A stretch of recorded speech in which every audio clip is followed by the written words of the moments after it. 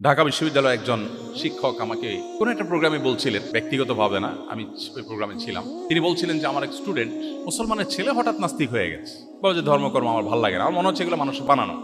তো ছেলেকে কিছু বোঝানোর চেষ্টা করলাম, কিন্তু সে খুবই অ্যারোগ্যান্ট, কোনোভাবে বোঝার চেষ্টা করলো না এবং সে নাস্তিক্যবাদের উপরে তার দিনাতিপাত করা শুরু করলো। হঠাৎ অনেকদিন পরে দেখলাম সে আবার নামাজ কালাম ধরছে। বললাম, কিরে বাবা, তুমি না নাস্তিক হয়ে গেছো? বলে, স্যার আবার আমি ইসলামে আসছি। বলে, ব্যাপার কি, কি বুঝে ইসলামে আসলা? তোমার এত বুঝালাম। তখন এখনো তিনি ঢাকা ইউনিভার্সিটির টিচার আছেন। তখন তিনি বললেন যে আমাকে ও বললো, ওই ছেলেটা বললো, স্যার সত্যি বলতে কি আমার কাছে সবই অহেতুক এবং মিছে মনে হয়েছে, কিন্তু নাস্তিক্যবাদে যাওয়ার পর আমি জীবনের কোনো মানে খুঁজে পাচ্ছিলাম না। আমি কেন বেঁচে আছি?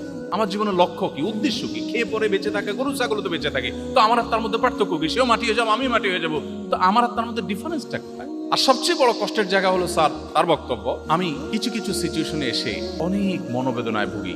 একান্তে একটু কারোর সাথে কথা বলতে মন চায় একটু মন খুলে কারোর সাথে আলাপ করব, দুঃখের কথা কারোর সাথে শেয়ার করব, অনেক মন চায়। কিছু কথা আছে না ভাই, পৃথিবীর কারোর কাছে বলে শান্তি নেই, আছে না? বইয়ের কাছে বলেও শান্তি লাগে না, বাপমার কাছেও না, বন্ধু বান্ধবের কাছেও না। এরকম কিছু সিচুয়েশন আসলে মানুষের জীবনে মনে দুঃখ কষ্ট, একান্তে একটু কথা বলতে চায়। তো সে যুবক বলল, স্যার আমি সেই মানুষটাকে বা সেই সত্তাটাকে খুঁজছিলাম, কার কাছে একটু মন খুলে কথা বলবো, বাট আমি যখন নাস্তিক হয়ে গেলাম আমি কোনো অবলম্বন পাচ্ছিলাম না, কাকে বলবো? কোনো মানুষের কাছে বলে আমি শান্তি পাচ্ছিলাম না। আমি সেজন্য ইসলামে ফিরে আসলাম। এখন আমার কোনো দুঃখ, কোনো বেদনা যে কারোর সাথে শেয়ার করবার মতো না, সেটা আমি তাহাজ্জুদে দাঁড়িয়ে নামাজের সেজদায় গিয়ে বিড়বিড় করে মনের গভীর থেকে যখন আমার সৃষ্টিকর্তাকে স্মরণ করে আল্লাহর উদ্দেশ্যে নিবেদন করি, আল্লাহর সঙ্গে কথা বলি, আমি খুব প্রশান্তি অনুভব করি, আমি খুব শান্তি পাই।